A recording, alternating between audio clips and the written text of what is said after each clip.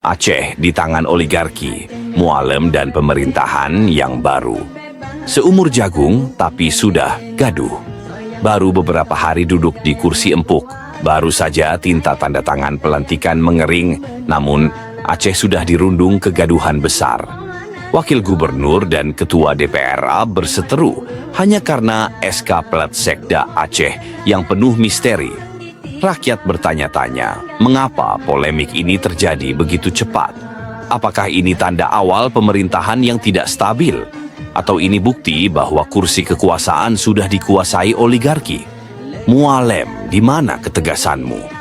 Dulu engkau berbicara lantang tentang perjuangan rakyat, tentang kesejahteraan dan kemakmuran, tapi kini kau hanya menjadi boneka dari cukong-cukong yang ingin menguasai Aceh demi kepentingan mereka sendiri.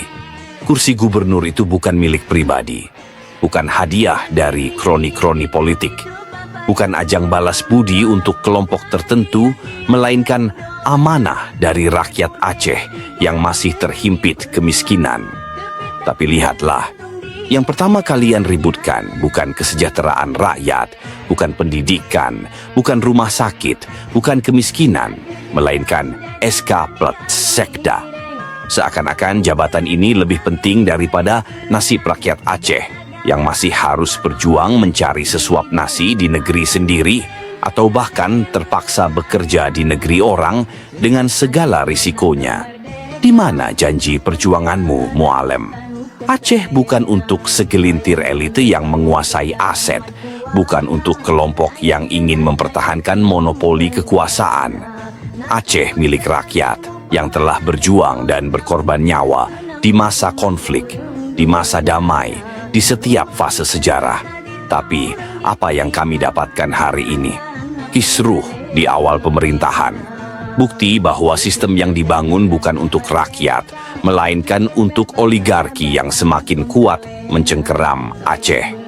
Kalau di hari-hari pertama saja sudah seperti ini, apa yang bisa rakyat harapkan di hari-hari berikutnya? Apakah pemerintahan ini hanya akan jadi alat kepentingan kelompok? Ataukah akan ada gebrakan nyata untuk rakyat Aceh? Mualem, ini peringatan awal.